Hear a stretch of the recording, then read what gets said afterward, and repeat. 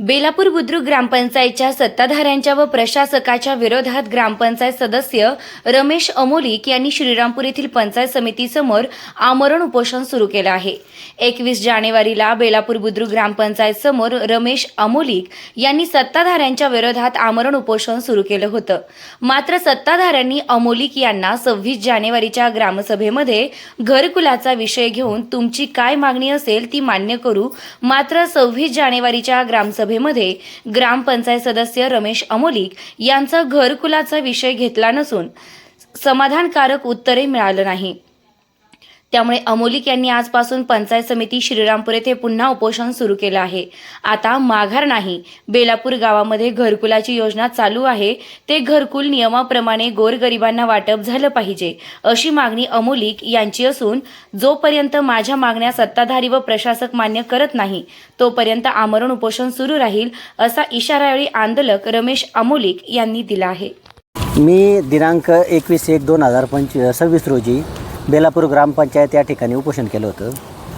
मला तेव्हा सांगण्यात आलं, मला विविध म्हणजे ग्रामपंचायत ग्रामपंचायतचे जे आपले ग्रामविकास अधिकारी आहेत त्यांनी व सरपंच, उपसरपंच, ग्रामपंचायत सदस्य व गावातील विविध म्हणजे प्रतिष्ठित लोक यांनी मला उपोषण सोडण्यास भाग पाडलं। कारण माझा मुद्दा असा होता का जे घरकुल लाभधारी आहे, घरकुलासाठी जी शासनाने देऊ केलेली नामदार राधाकृष्ण विखे पाटील साहेब यांनी जी बेलापूर व ऐनेतपूर ग्रामपंचायतला जी जमीन दिली आहे, जवळजवळ 22 ते 26 एकर जमीन आहे, ती घरकुलासाठी वर्ग केलेली आहे।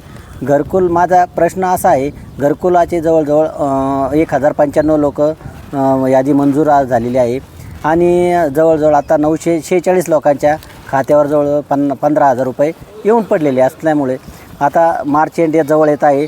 माझा ह्योच प्रश्न होता की लवकरात लवकर महाराष्ट्र शासनाचे नगररचना विभागामार्फत जो रेखांकन दिलेला आहे तो रेखांकन त्या प्लॉटचा, घरकुलासाठीच्या प्लॉटचा मंजूर करण्यात यावा व मंजूर केल्यानंतर लकी ड्रॉ पद्धतीने म्हणा, ईश्वर चिठ्ठीने म्हणा, त्या पद्धतीने तो ड्रॉ करून लाभार्थींना वाटण्यात यावा अशी माझी प्रामुख्याने मागणी होती।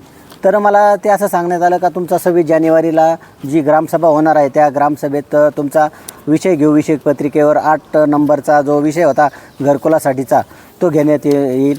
पण ग्रामसभेत तो काय झाला नाही। पहिला विषय होता मागच्या ग्रामसभेचे वृत्तांत वाचण्यात येईल, त्या वृत्तांत वाचण्यावरच खूप वेळ ग्रामसभा चालली। त्याच्यानंतर 2-2:30च्या दरम्यान गोंधळ झाला।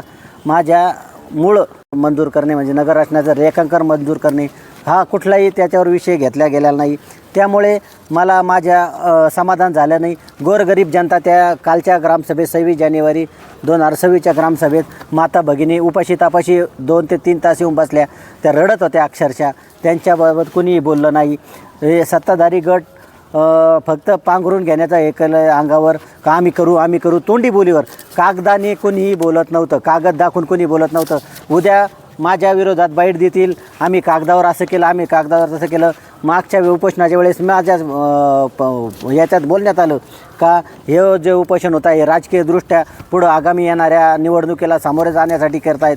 मी तसं काही करत नाही। माझे काय वडील, बाप, दादे कोणी काही राजकारणात नव्हतं। मी एक सामान्य कुटुंबातील कष्टकरी शेतकऱ्याचा व कष्टकरी व्यक्तीचा मुलगा असून मी वेळोवेळी ग्रामपंचायत आणि विविध जे शासन दरबारी मी आवाज उठवत आलो आहे। मी गोरगरिबासाठी काम करत आलेलो आहे आणि त्यांना घरकुल व घराची जागा ही मिळूनच देणार, ती पण कुठलाही मोबदला न घेता। काही बेलापूर ग्रामपंचायतची दडपशाही, हुकुमशाही व मीच करण सर्व काही, मीच तोंडी बोलन तेच होईल अशी जी प्रवृत्ती आहे त्या प्रवृत्तीच्या विरोधात माझं हे उपोषण चालू आहे व मी ते चालूच ठेवणार।